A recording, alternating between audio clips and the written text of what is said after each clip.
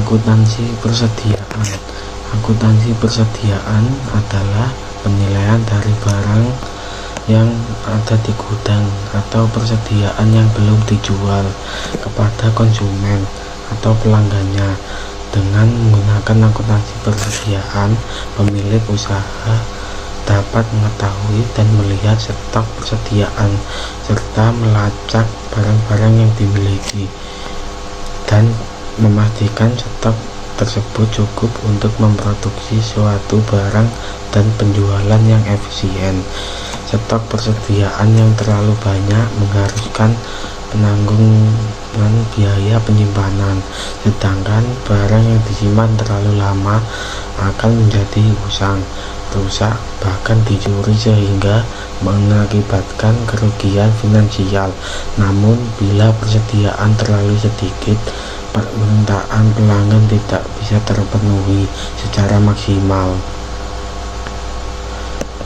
Sistem pencatatan persediaan. Sistem perpetual.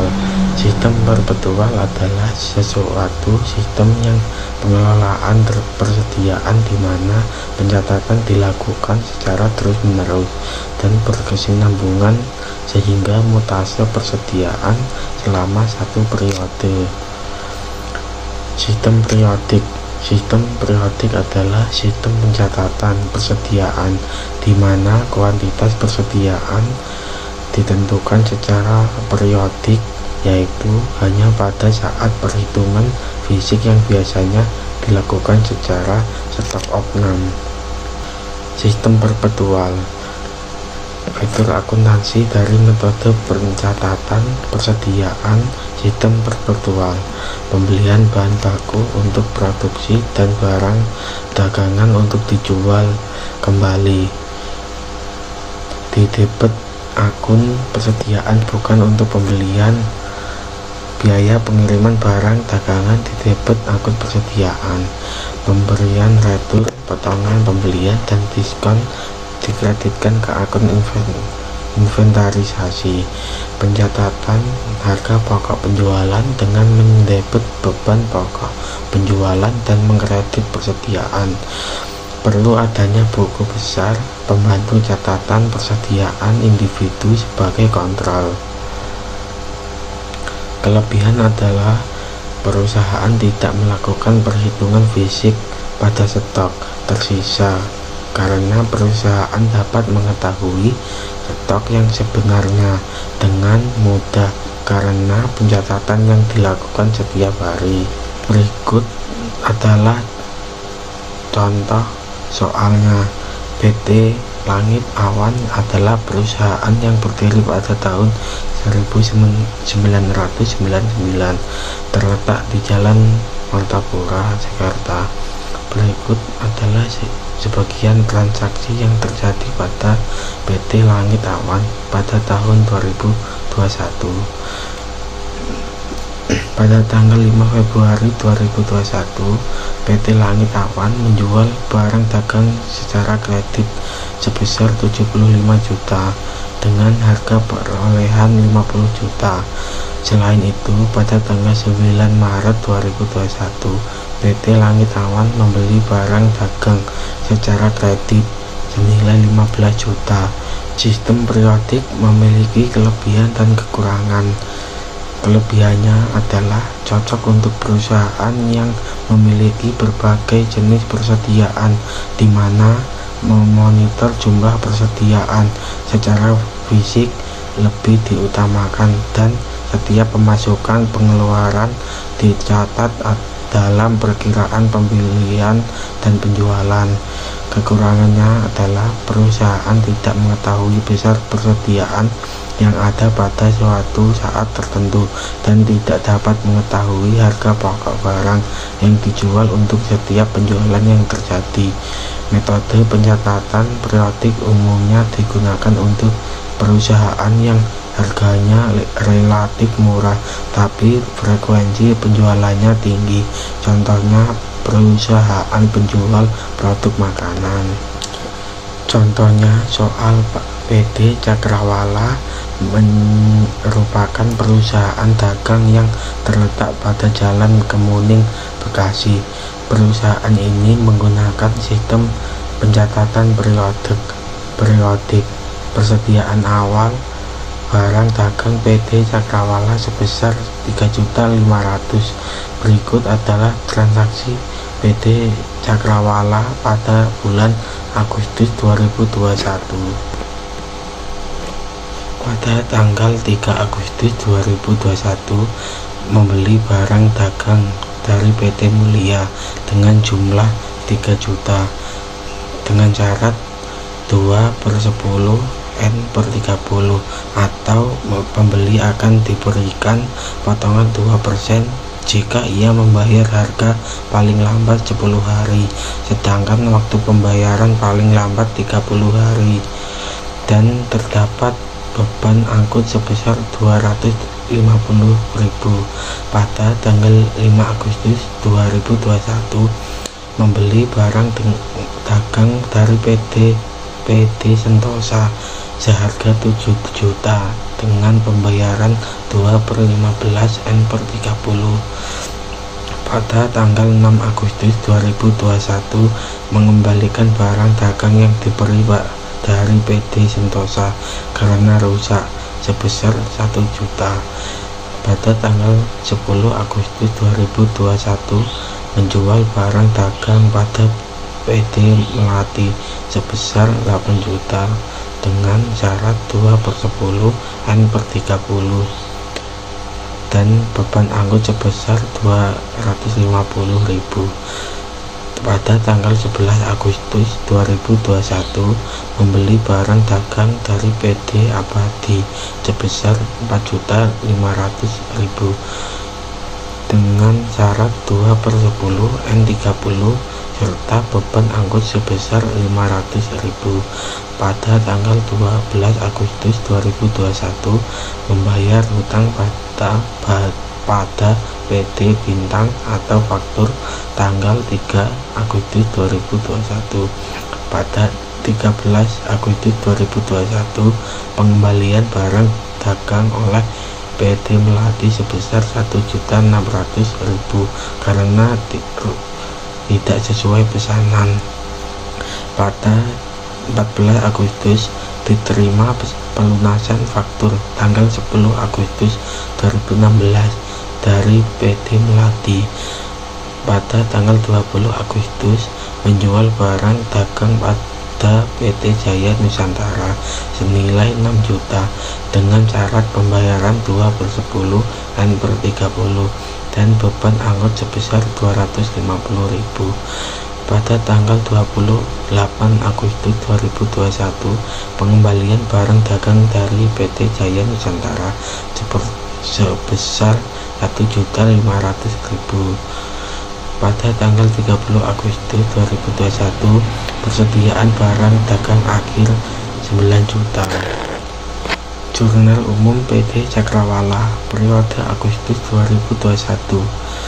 Pada tanggal 3 di akun pembelian terdapat 3 juta di sebelah debit, beban angkut pembelian 250.000 di sebelah debit, dan utang dagang 3.250.000 di sebelah kredit. Pada tanggal 5 di akun pembelian terdapat 7 juta di sebelah debit dan utang dagang 7 juta di sebelah kredit. Pada tanggal 6 akun utang dagang terdapat 1 juta di sebelah debit dan retur pembelian 1 juta di sebelah kredit. Pada tanggal 10 di akun piutang dagang terdapat 8 juta di sebelah debit, beban angkut penjualan 250.000 di sebelah debit dan penjualan 8.250.000. Pada tanggal 11 di akun pembelian terdapat 4.500.000 di sebelah debit, beban angkut pembelian 500.000 di sebelah debit, dan utang dagang 5 juta di sebelah kredit. Pada tanggal 12 di akun uang dagang terdapat 3.250.000. Di sebelah debit kasnya 3.185.000 dan potongan pembelian 65.000. Pada tanggal 13 retur penjualan 1.600.000 dan piutang dagang 1.600.000 di sebelah kredit. Pada tanggal 14 di akun kas terdapat 6.272.000 di sebelah debit, potongan penjualan 128.000 di sebelah debit, dan piutang dagang 6.400.000 di sebelah kredit. Pada tanggal 20 di akun piutang dagang terdapat 6 juta di sebelah debit, beban angkut penjualan 250.000 di sebelah debit, dan penjualannya 6.250.000 di sebelah kredit. Pada tanggal 28 retur penjualannya adalah 1.500.000 di sebelah debit dan piutang dagang 1.500.000 di sebelah kredit. Laporan laba rugi PT Cakrawala periode Agustus 2021, penjualannya 14 juta dan retur penjualannya 3.100.000, potongan penjualannya 128.000. Total retur penjualan dan potongan penjualan adalah 3.228.000. Penjualan bersihnya adalah 10.772.000. Persediaan barang dagang awal periode adalah 3.500.000. Pembeliannya 14.500.000 dan beban angkut pembeliannya 750.000. Totalnya adalah 15.250.000 dan retur pembeliannya adalah 1 juta. Potongan pembeliannya adalah 65.000. Pembelian bersih adalah 14.185.000 dan barang yang tersedia untuk dijual adalah 17.685.000. Persediaan barang dagang akhir sejumlah 9 juta. Pada periode tersebut total harga pokok penjualan adalah 8.685.000. Laba kotor periode Agustus 2021 adalah 2.087.000. Selanjutnya ada penilaian persediaan menggunakan sistem periodik. Yang pertama ada metode FIFO, first in first out. Yang kedua ada metode LIFO, last in first out. Yang ketiga ada metode rata-rata, average. Contoh, PT Indah Jaya Kusuma merupakan perusahaan dagang yang beralamat di Jalan Merdeka nomor 1 Jakarta. Perusahaan tersebut sudah didirikan sejak tahun 1996 dan masih bertahan sampai sekarang. PT Indah Jaya Kusuma melakukan pembelian barang dagang dan penjualan barang selama November 2021. Tanggal 1 November, saldo awal jumlah barangnya 200, biaya 500, biaya perolehan 100.000. Pada tanggal 4 November, pembelian barang, jumlah barang 200, biaya 510, biaya perolehan 102.000. Pada tanggal 17 November, pembelian barang, jumlah barang 300, biaya 540, biaya perolehan 162.000. Pada tanggal 21 November, penjualan barang 300, harga jual 800, nilai penjualan 240.000. Pada tanggal 24 November, penjualan barang, jumlah barang 350, harga jual 800, nilai penjualan 280.000. Pada tanggal 20 November, pembelian barang, jumlah barangnya 400, biaya 510, biaya perolehan 204.000. Pada tanggal 26 November, pembelian barang, jumlah barang per unit 400, biaya 510, biaya perolehan 204.000. Pada tanggal 31 November, penjualan barang, jumlah barangnya 350, harga jualnya 800. Untuk totalnya, untuk biaya perolehan 568.000, untuk nilai penjualan 800.000. Selanjutnya, metode FIFO first in first out. Metode ini mengasumsikan bahwa persediaan yang diproduksi terlebih dahulu akan menjadi unit pertama yang dijual dan dipenuhi, yang berfungsi untuk memudahkan dalam menentukan nilai inventaris berdasarkan persediaan yang ada meskipun ada perubahan pada HPP. Menurut metode penelitian ini, barang-barang persediaan dijual dalam urutan yang sama dengan pembelian atau pembuatannya. Contoh soal: berdasarkan informasi dari PT Indah Jaya Kusuma untuk menghitung besarnya nilai beban pokok, penjualan dapat dilakukan dengan langkah-langkah berikut. A. Menghitung jumlah barang atau fisik pada akhir periode. Hasil perhitungan barang pada akhir periode adalah sebanyak 100 unit. B. Menentukan biaya perolehan per unit. Biaya perolehan persediaan barang pada akhir periode sebesar 510 per unit. C. Menghitung besarnya biaya perolehan barang dagang akhir periode. Pada tanggal 4 November 2021, ditulis akun pembelian barang dagang utang usaha, membeli barang dagang secara kredit, di sebelah debit 120.000, di sebelah kredit 120.000. Pada tanggal 17 November 2021, ditulis di akun pembelian barang dagang utang usaha, membeli barang dagang secara kredit, di sebelah debit 162.000, di sebelah kredit 162.000. Pada tanggal 21 November 2021, ditulis di akun piutang usaha, penjualan barang dagang, menjual barang dagang secara kredit, di sebelah debit 240.000, di sebelah kredit 240.000. Pada tanggal 24 November 2021, ditulis di akun piutang usaha, penjualan barang dagang, menjual barang dagang secara kredit,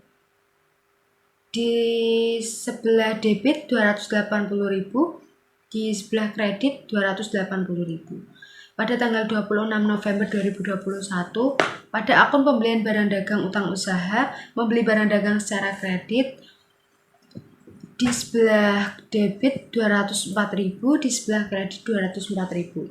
Pada tanggal 31 November 2021, pada akun piutang usaha, penjualan barang dagang, menjual barang dagang secara kredit, di sebelah debit 280.000, di sebelah kredit 280.000.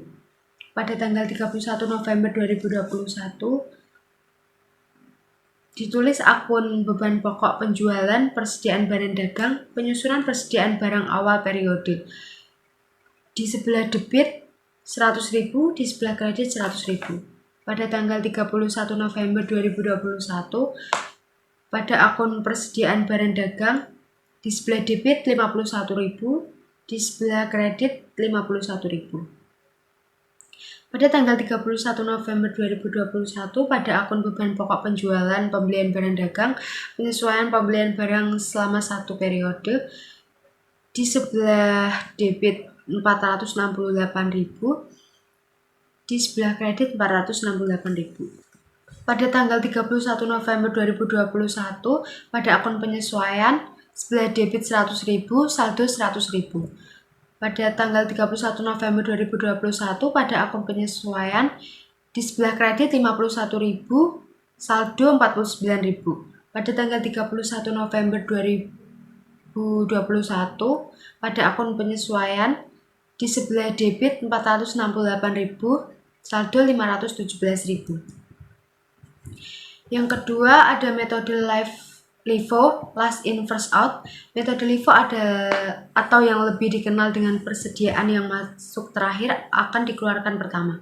Selain itu, metode LIFO merupakan metode pencatatan persediaan barang di mana persediaan yang terakhir dibeli akan dijual terlebih dahulu dan persediaan yang pertama kali dibeli akan dikeluarkan kemudian hari. Menurut PSAK AK 14 Revisi 2008, perusahaan tidak diperbolehkan lagi menggunakan metode LIFO dalam menghitung pencatatan persediaannya. Hal ini dikarenakan dengan menggunakan metode LIFO, pajak perusahaan akan lebih kecil pada saat terjadi inflasi. Selain itu, menurut standar IFRS, metode ini tidak boleh digunakan lagi dengan alasan berkaitan dengan pajak. Tetapi dalam bab ini, metode LIFO tetap ditulis untuk digunakan sebagai pengetahuan. Berdasarkan informasi dari PT Indah Jaya Kusuma, untuk menghitung besarnya biaya perolehan persediaan barang dan beban pokok penjualan, maka langkah-langkahnya adalah sebagai berikut. A. Menghitung jumlah barang atau fisik pada akhir periode. Hasil perhitungan barang pada akhir periode adalah sebanyak 100 unit. B. Menentukan biaya perolehan per unit. Biaya perolehan persediaan barang pada akhir periode sebesar 500 per unit. C. Menghitung besarnya biaya perolehan barang dagang akhir periode. Yang ketiga, metode rata-rata atau average. Metode rata-rata tertimbang adalah metode yang digunakan untuk menghitung biaya per unit persediaan dengan cara rata-rata tertimbang. Caranya dengan membagi jumlah biaya barang yang tersedia untuk dijual dengan jumlah unit yang tersedia untuk dijual, sehingga akan didapatkan biaya rata-rata per unit. Setelah biaya rata-rata per unit diketahui, Anda dapat menghitung persediaan akhir dan beban pokok penjualan. Dalam metode ini, barang yang dipakai untuk produksi atau dijual akan dibebani harga pokok rata-rata. Perhitungan harga pokok rata-rata dilakukan dengan cara membagi jumlah harga perolehan dengan kuantitasnya. Penilaian persediaan menggunakan sistem perpektual. Metode FIFO, first in first out. Metode ini beranggapan bahwa barang yang dibeli lebih awal dianggap dikeluarkan lebih awal pula. Maka setiap transaksi penjualan, harga pokok penjualan barang yang terjual dinilai berdasarkan harga barang yang dibeli lebih awal. Contoh soal, PT Kencana Sejahtera Abadi merupakan perusahaan dagang yang sudah berdiri hampir 10 tahun. Dalam perjalanan bisnisnya, PT Kencana Sejahtera Abadi mengalami masa naik turun. Namun sampai sekarang perusahaan tersebut tetap bertahan sampai sekarang. Salah satu cara untuk bertahan di tengah ekonomi yang naik turun adalah sistem pencatatan keuangan. Dengan ada sistem pencatatan yang baik, maka keuangan perusahaan akan dapat terlihat dengan mudah. PT Kencana Sejahtera Abadi berada di Jalan Merpati nomor 73. PT Kencana Sejahtera Abadi melakukan penjualan barang dan pembelian barang pada bulan Desember 2021. Harga jual barang adalah sebesar 900 per unit. Berikut adalah informasi pembelian dan penjualan barang dagang PT Kencana Sejahtera Abadi pada bulan Desember 2021. Pada tanggal 1 Desember, pada akun saldo awal, jumlah per unit 100, biaya 500, biaya perolehan 50.000. Pada tanggal 7 Desember, pada akun pembelian barang, jumlah per unit 400, biaya 550, dan biaya perolehannya 220. Pada tanggal 18 Desember, pada akun penjualan barang, jumlah 450, harga jual 900, nilai penjualan 405.000. Pada tanggal 26 Desember, pada akun pembelian barang, jumlah per unit 400, biaya 600, biaya perolehan 240.000. Pada tanggal 28 Desember, pada akun penjualan barang, jumlah 500, harga jual 900 dan nilai penjualannya 360.000. Pada tanggal 31 Desember, keterangan pembelian barang, jumlah per unit 200, biaya 500 dan biaya perolehannya 100.000. Total untuk biaya perolehan 610.000 dan total untuk nilai penjualannya 765.000.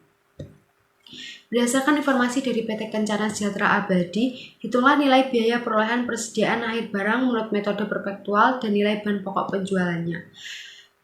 Yang A, nilai biaya perolehan persediaan akhir barang 50 dikali 600 ditambah 200 tambah 500. Jadi 130.000. B, nilai bahan pokok penjualannya 50.000 ditambah 405.000 ditambah 135.000 ditambah 210.000 sama dengan 800. C, jurnal pada tanggal 7 Desember 2021 pada akun persediaan barang dagang utang usaha, pembelian barang dagang secara kredit di sebelah debit 200.000, di sebelah kredit 200.000. Pada tanggal 18 Desember 2021 pada akun piutang usaha, penjualan penjualan barang dagang secara kredit beban pokok penjualan, persediaan barang dagang, pencatatan beban pokok penjualan. Di sebelah debit 405.000, di sebelah kredit 405.000. Untuk beban pokok penjualan di sebelah debit 455.000, di sebelah kredit 455.000. Pada tanggal 26 Desember 2021, pada akun persediaan barang dagang, utang usaha pembelian barang dagang secara kredit di sebelah debit 240.000, di sebelah kredit 240.000. Pada tanggal 28 Desember 2021, pada akun piutang usaha penjualan barang dagang, penjualan barang dagang secara kredit di sebelah debit 450.000, di sebelah kredit 450.000. Beban pokok penjualan, persediaan barang dagang, pencatatan beban pokok penjualan di sebelah debit 345.000, di sebelah kredit 345.000. Pada tanggal 31 Desember 2021, pada akun persediaan barang dagang, utang usaha pembelian barang dagang secara kredit di sebelah debit 100.000 dan di sebelah kredit 100.000. Yang selanjutnya adalah metode LIFO atau last in first out. Dalam metode LIFO, biaya perolehan barang yang dijual pertama kali adalah biaya perolehan barang per unit yang dibeli atau masuk terakhir kali. Maka nilai beban pokok penjualan didasarkan pada biaya perolehan pembelian barang yang terakhir dan biaya perolehan persediaan barang akhir periode berasal dari pembelian yang pertama. Contoh soal, PT Kencana Sejahtera Abadi merupakan perusahaan dagang yang sudah berdiri hampir 10 tahun. Dalam perjalanan bisnisnya, PT Kencana Sejahtera Abadi mengalami masa naik turun. Namun, sampai sekarang perusahaan tersebut tetap bertahan sampai sekarang. Salah satu cara untuk bertahan di tengah ekonomi yang naik turun adalah sistem pencatatan keuangan. Dengan ada sistem pencatatan yang baik, maka keuangan perusahaan akan dapat terlihat dengan mudah. PT Kencana Sejahtera Abadi berada di Jalan Merpati nomor 73. PT Kencana Sejahtera Abadi melakukan penjualan barang dan pembelian barang pada bulan Desember 2021. Harga jual barang adalah sebesar Rp900 per unit. Berikut adalah informasi pembelian dan penjualan barang dagang PT Kencana Sejahtera Abadi pada bulan Desember tahun 2021. Pada tanggal 1 November, dengan akun saldo awal jumlah 100 unit, biaya Rp500, biaya perolehan Rp50.000. Pada tanggal 5 November, dalam akun pembelian barang jumlah 400 unit dengan biaya Rp550 dan biaya perolehan Rp200.000. Pada tanggal 18 November, dalam akun penjualan barang terdapat jumlah 450 unit dengan harga jual Rp900 dan nilai penjualan Rp405.000. Pada tanggal 21 November, pembelian barang dengan jumlah 400 unit dengan biaya Rp600 dan mendapat biaya perolehan Rp240.000. Pada tanggal 20 November, pada akun penjualan barang jumlah 350 unit dengan harga jual Rp900 dan nilai penjualan Rp315.000. Pada tanggal 31 November, pada akun pembelian barang dengan jumlah 200 unit dan biaya Rp500 mendapat biaya perolehan Rp100.000. Total semuanya mendapatkan biaya perolehan Rp590.000 dan nilai penjualannya adalah Rp720.000. Berdasarkan informasi dari PT Kencana Sejahtera Abadi, hitunglah biaya perolehan persediaan akhir dan nilai beban pokok penjualan serta jurnalnya.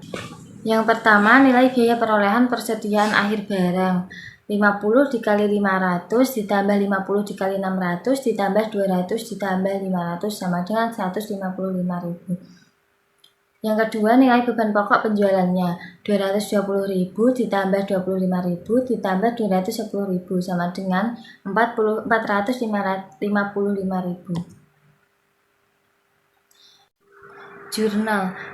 Pada tanggal 5 November 2021, pada nama akun persediaan barang dagang masuk ke dalam debit sebesar 200.000, utang usaha secara kredit sebesar 200.000.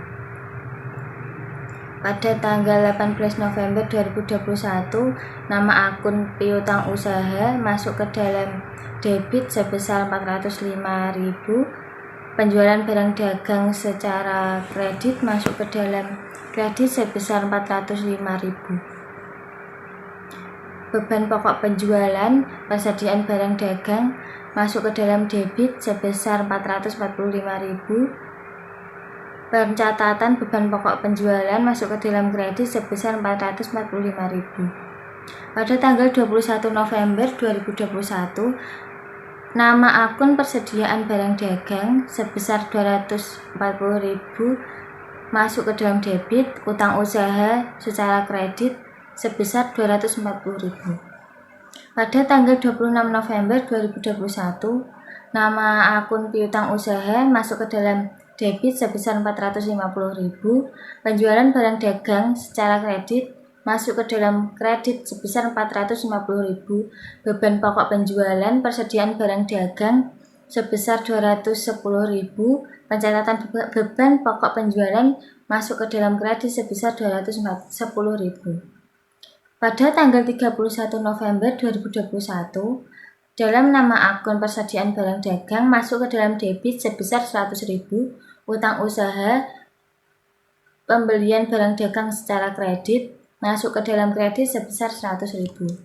Nama akun beban pokok penjualan pada tanggal 31 November 2021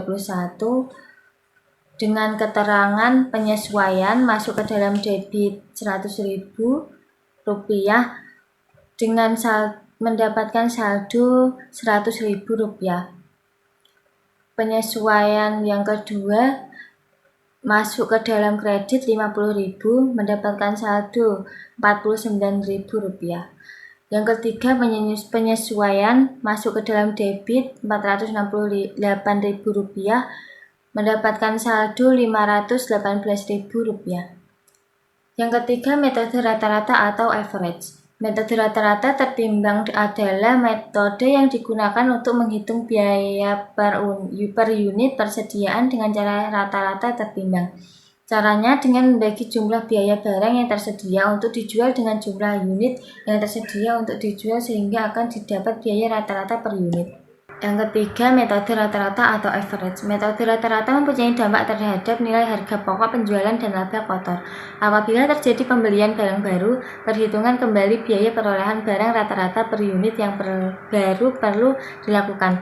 Dengan menggunakan metode ini, nilai persediaan akhir akan menghasilkan nilai antara nilai persediaan FIFO dan nilai persediaan LIFO.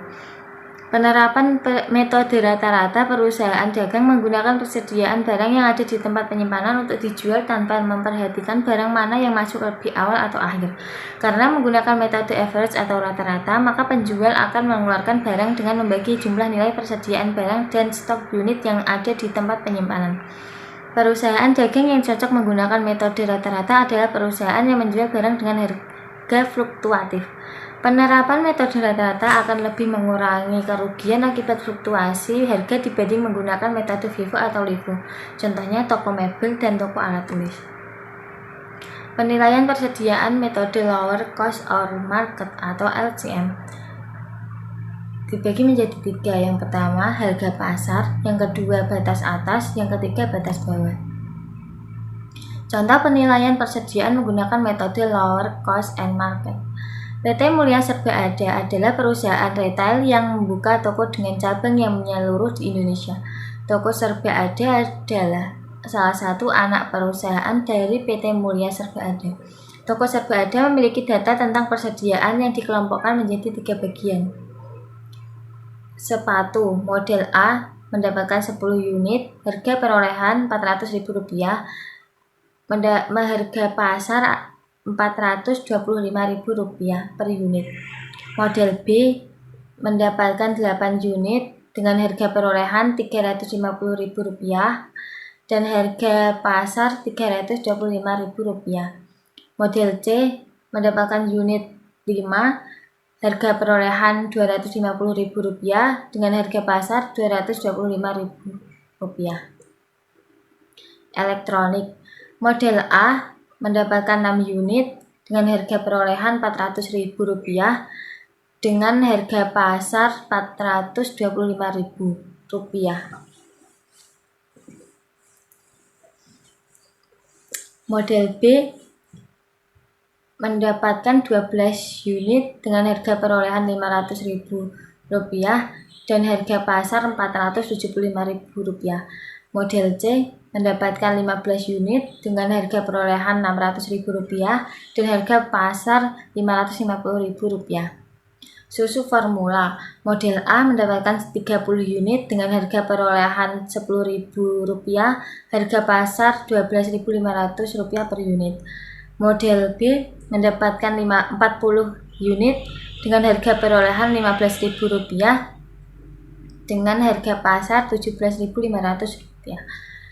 Model C mendapatkan 15 unit dengan harga perolehan Rp25.000 dan harga pasar Rp22.000. Berdasarkan informasi dari PT Mulyas Berada, hitunglah nilai persediaan dengan menggunakan metode lower cost or market berdasarkan setiap jenis masing-masing kelompok, total keseluruhan, dan buatlah jurnal penyesuaiannya. Yang pertama, jenis barang. Sepatu dalam model A mendapatkan 10 unit dengan harga perolehan Rp400.000, harga pasar Rp425.000 dengan total harga perolehan 4 juta, total harga pasar Rp4.250.000 dengan nilai terendah harga perolehan Rp4 juta. Sepatu model B mendapatkan 8 unit dengan harga perolehan Rp350.000, harga pasar Rp325.000 dengan total harga perolehan Rp2.800.000, total harga pasar Rp2.600.000. Nilai terendah dalam harga perolehan mendapatkan Rp2.600.000. Yang pertama, jenis barang sepatu. Model A mendapatkan 10 unit dengan harga perolehan Rp400.000, harga pasar Rp425.000 dengan total harga perolehan Rp4 juta, harga pasar Rp4.250.000 dengan nilai terendah harga perolehan yaitu Rp4 juta. Sepatu dengan model B mendapatkan 8 unit dengan harga perolehan Rp350.000, harga pasar Rp325.000 dengan total harga perolehan Rp2.800.000, total harga pasar Rp2.600.000. Nilai terendah harga perolehan Rp2.600.000. Jenis sepatu model C mendapatkan 5 unit dengan harga perolehan Rp250.000 dengan harga pasar Rp225.000 dengan total harga perolehan sebesar Rp1.250.000. Harga pasar Rp1.125.000. Nilai terendah harga perolehan sebesar Rp1.125.000. Total jenis sepatu dengan harga perolehan sebesar Rp8.150.000 dan total harga pasar barang sepatu sebesar Rp7.975.000. Nilai terendah total harga pasar yaitu sebesar Rp7.975.000. Barang yang kedua adalah elektronik. Model A mendapatkan 6 unit dengan harga perolehan sebesar Rp400.000, harga pasar Rp425.000 dengan total harga perolehan sebesar Rp2.400.000, total harga pasar Rp2.550.000 dengan nilai terendah harga perolehan sebesar Rp2.400.000. Model B mendapatkan 12 unit dengan harga perolehan Rp500.000, harga pasar Rp475.000 dengan total harga perolehan Rp6 juta, total harga pasar Rp5.700.000, nilai terendah harga perolehan sebesar Rp5.700.000. Model C mendapatkan 15 unit dengan harga perolehan Rp600.000, harga pasar Rp550.000 dengan total harga perolehan 9 juta. Total harga pasar Rp8.250.000, mendapatkan nilai terendah harga perolehan sebesar Rp8.250.000. Total barang elektronik harga perolehan sebesar Rp17.400.000. Total harga pasar sebesar Rp16.500.000. Total nilai terendah harga pasar sebesar Rp16.500.000. Yang ketiga adalah susu formula. Jenis barang model pertama mendapatkan 30 unit dengan harga perolehan Rp10.000, harga pasar Rp12.500 dengan total harga perolehan Rp300.000. Total harga pasar sebesar Rp375.000, nilai terendah harga perolehan sebesar Rp300.000. Model susu formula B mendapatkan 40 unit dengan harga perolehan Rp15.000, harga pasar Rp17.500 dengan total harga perolehan Rp600.000, total harga pasar Rp700.000, nilai terendah harga perolehan mendapatkan Rp600.000. Model C mendapatkan 15 unit dengan harga perolehan Rp25.000, harga pasar Rp22.000, total harga perolehan Rp500.000, total harga pasar Rp440.000, nilai terendah harga perolehan sebesar Rp440.000.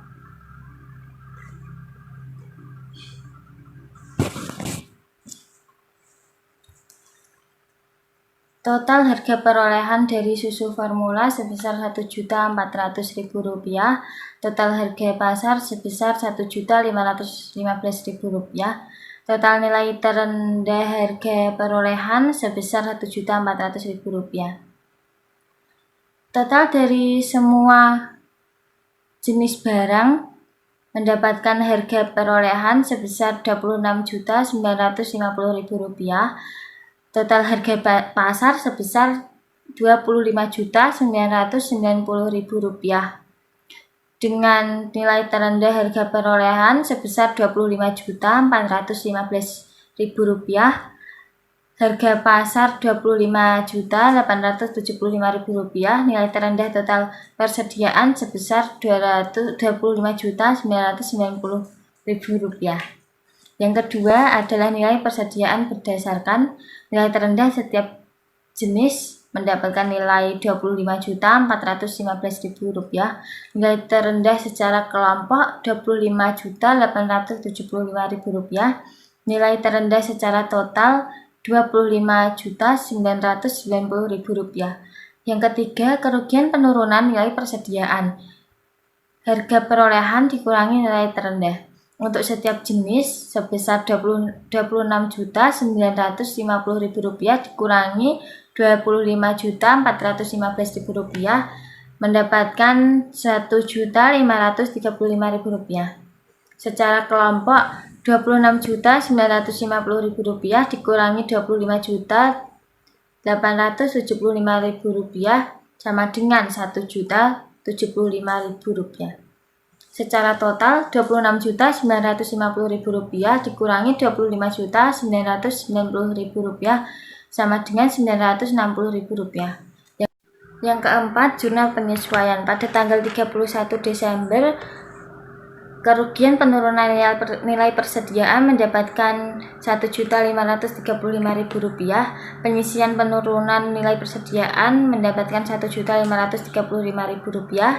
Pada tanggal 31 Desember, kerugian penurunan nilai persediaan mendapatkan nilai Rp1.075.000, penyisian penurunan nilai persediaan mendapatkan nilai Rp1.075.000. Pada tanggal 31 Desember, kerugian penurunan nilai persediaan mendapatkan nilai Rp960.000, penyisihan penurunan nilai persediaan mendapatkan nilai Rp960.000.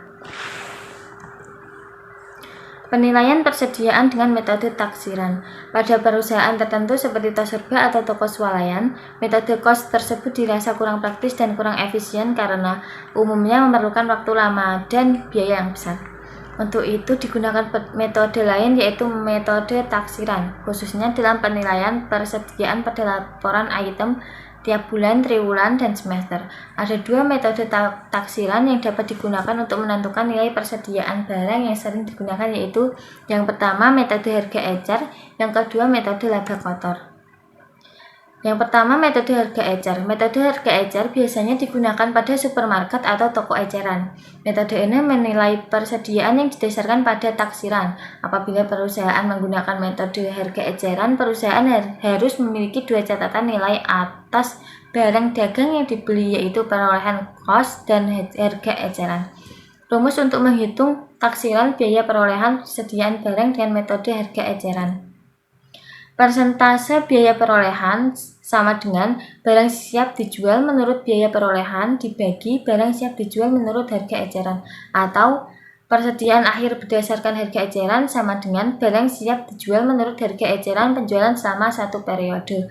Atau yang ketiga, persediaan akhir berdasarkan estimasi biaya perolehan sama dengan persentase biaya perolehan dikali persediaan akhir berdasarkan harga eceran.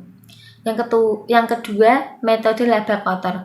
Metode laba kotor adalah teknik untuk memperkirakan jumlah persediaan akhir.